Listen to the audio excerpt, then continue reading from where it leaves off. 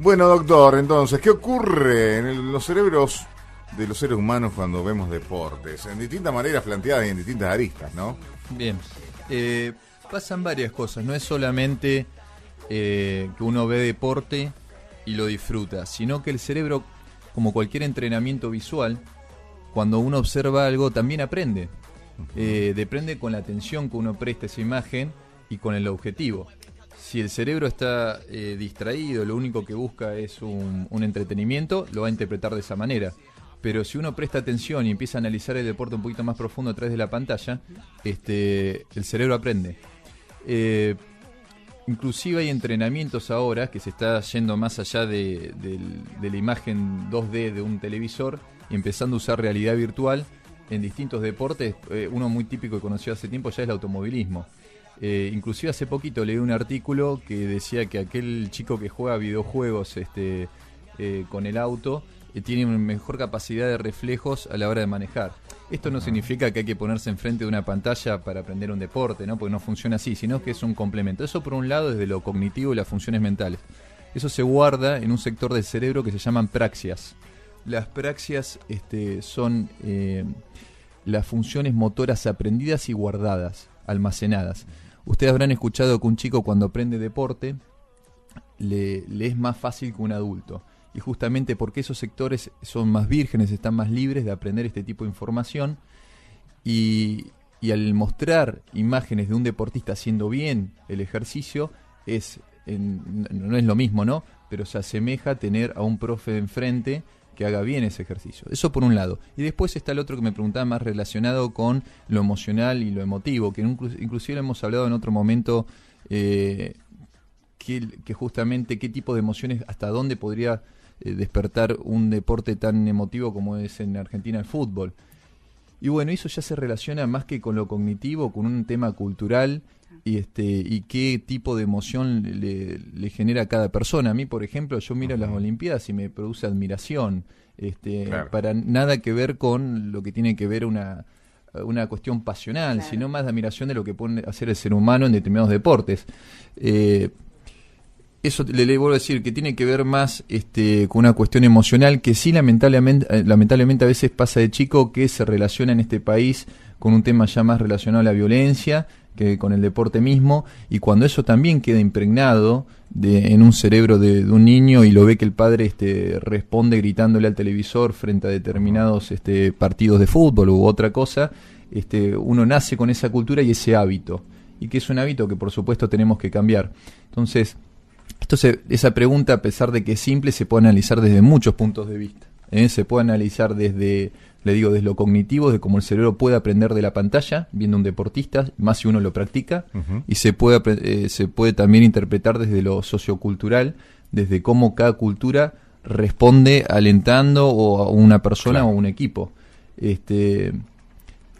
Me siguen más o menos lo que digo, ¿no? Porque por ahí quizás es muy complejo, es muy abierta la pregunta, pero son dos cosas. Por un lado, sí se aprende en lo cognitivo hasta cierto punto, después hay que practicarlo.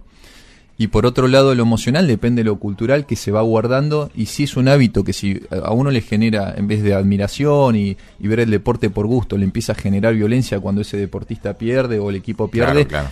Es una cuestión ya más cultural que lamentablemente si uno tiene un lóbulo frontal que no se desarrolló, todavía no es maduro como es el adolescente, no lo puede controlar esas emociones como un adulto, y muchas veces termina en cuestiones que no tendrían que presentarse en el deporte, como a veces vemos peleas entre los mismos jugadores, ¿no es cierto? Que lamentablemente es una cuestión de inmadurez. Igual que anoche y después, por ejemplo, en el partido del Potro y el número 1 del mundo, hubo encontronazos entre barras brasileros que precisamente alentaban al número 1 del mundo y argentinos. O sea que tampoco por ahí hasta distintos deportes llevan a esta cuestión. No, muy triste lo que me están contando. Sí. Eso es portal hoy precisamente. Y qué lástima, porque yo vi el partido, vi parte, el final, y justamente vi lo bien que se llevaban ellos dos y el abrazo que se dieron. Inclusive se dice que Djokovic aplaudió un punto que varias veces entre ambos, o sea, así fue. A mí me gusta el tenis y siempre veo lo bien que se llevan ellos dos, como, sí, muy caballeros los dos, claro. Djokovic es un ejemplo de eso. Sí. Qué lástima. Bueno, ahí fíjense que son, por eso se va mezclando. Por un lado, la cultura que se va impregnando en el cerebro emocional, y por otro lado, la madurez del cerebro, un cerebro frontal, que nosotros tenemos que desarrollarlo para controlar esas emociones. O sea, que haya nacido en esta cultura no significa que uno sea igual a todos y al resto. Depende de la cultura de cada familia y cómo uno va moldeando el cerebro de ese chico para que más allá de lo que observe lo pueda manejar y controlar. Pero nosotros seguimos dialogando con el doctor Valderrama. Bueno, había quedado pendiente la pregunta. Sí, yo quería preguntarle al doctor, ya que había hablado de que el cerebro, digamos, cuando registra, como que guarda y después repite la acción, ¿no? Claro. Algo así, más o menos. Esto, digamos, como recién escuchamos un hecho también en Brasil. ¿Cómo nosotros lo podemos cambiar? Sí, dijimos, ¿no? A ver, que nos explique un poquito el doctor. Ustedes interrúmpame porque yo por ahí me pongo muy técnico, ¿sí? A ver, les comentaba recién que hay unas neuronas que se llaman neuronas espejo. Sí. Esas neuronas, como lo dice el nombre en forma literal, reflejan lo que uno va viendo. El bebé, cuando empieza a aprender, que aprenda el lenguaje, aprenda a reírse, principalmente funciona por esas neuronas. Observa generalmente al familiar acercándose y empieza a imitar. Esas neuronas siguen en la edad adulta. ¿Bien?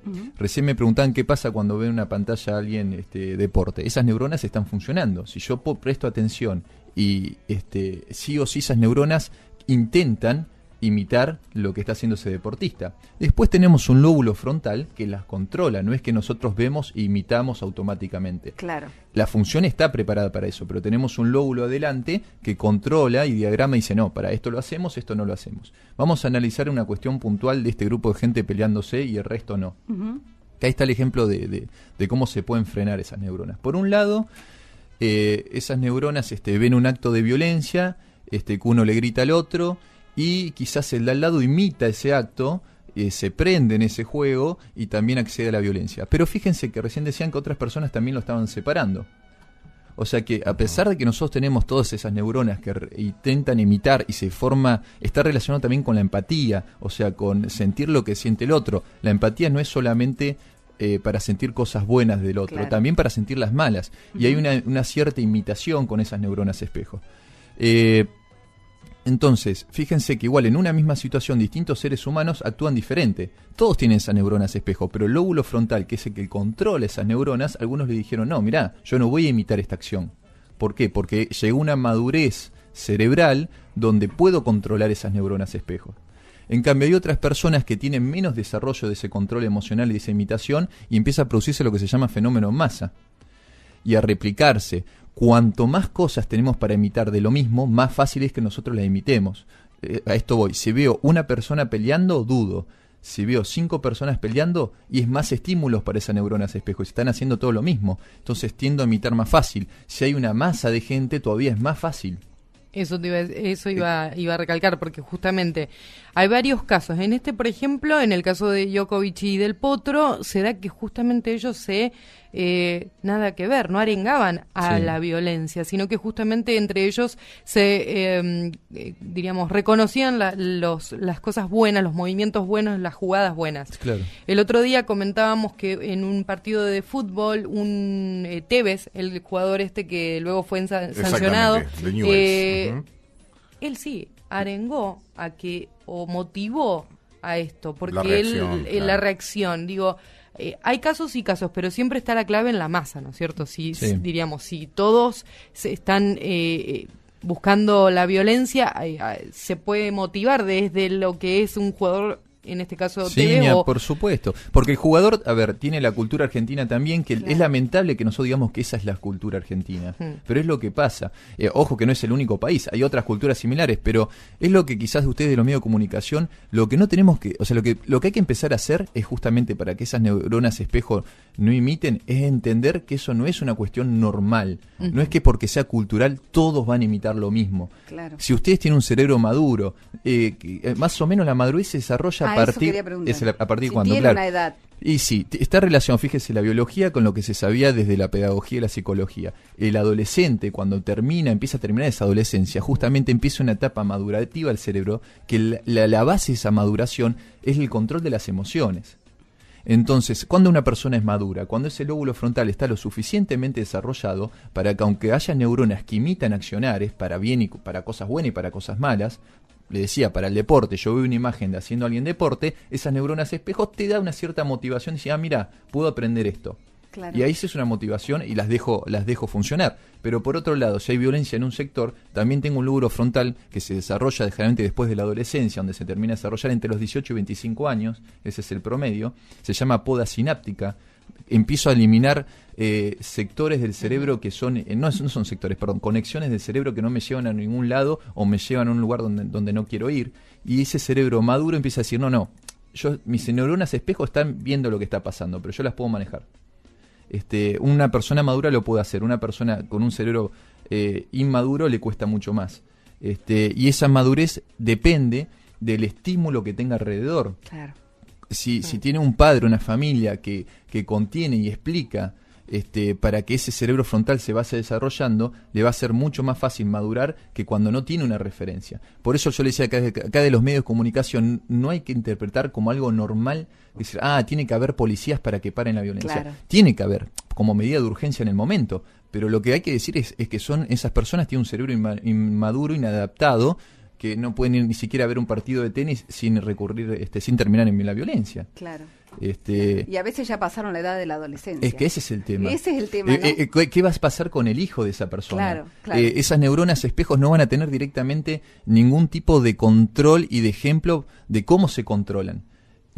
Porque mi padre tampoco lo puede controlar. Claro. Entonces ese lóbulo frontal no se termina desarrollando como tiene que desarrollarse. Mi neurona espejo por lo menos los saltos de Cáceres porque ganó del Potro. Yo también quiero saltar como él. Ha pasado a otra ronda Juan Martín. El segundo set no la pasó bien, pero el tercero lo acaba de ganar y está en una nueva instancia y dentro de un rato juega el dobles este muchacho. ¿Cómo uno se va motivando con esto también, aparte de lo físico, doctor? ¿Cómo ayuda a la mente? Es que fíjense, lo ven, ayer yo lo vi al emocionado y es muy difícil que uno no se emocione. Corre una sensación de cosquilleo inevitable, porque justamente esas neuronas espejo, yo no me quiero poner técnico, pero están en un lugar también, además de nivel frontal, están por ejemplo hasta en el área de Broca, que es donde uno, en el sector donde aprende a hablar el ser humano, y están en lo emocional. Entonces uno ve una persona emocional, si uno tiene una empatía normal, no puede evitar que eso se transmita. El cerebro está preparado para ese cerebro social y de imitación de las cosas buenas y las cosas malas.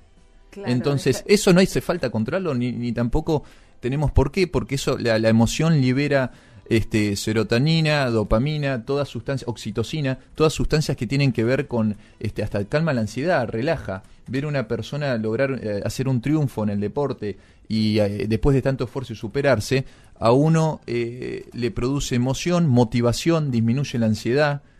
Uno empieza a sentir como que lo está viviendo uno. Y esa admiración de la que hablaba Aldana, ¿no? Y que a veces nos motiva a decir, me gustaría, ¿no? Porque es el resultado, yo también digo, porque todo tiene un camino, ¿no es cierto? Nos motiva ese resultado, ver esa emoción en el otro, ¿no? Y vivirla como si fuera nuestra. Decíamos en otras veces que yo he venido que les explicaba que el cerebro siempre busca el placer.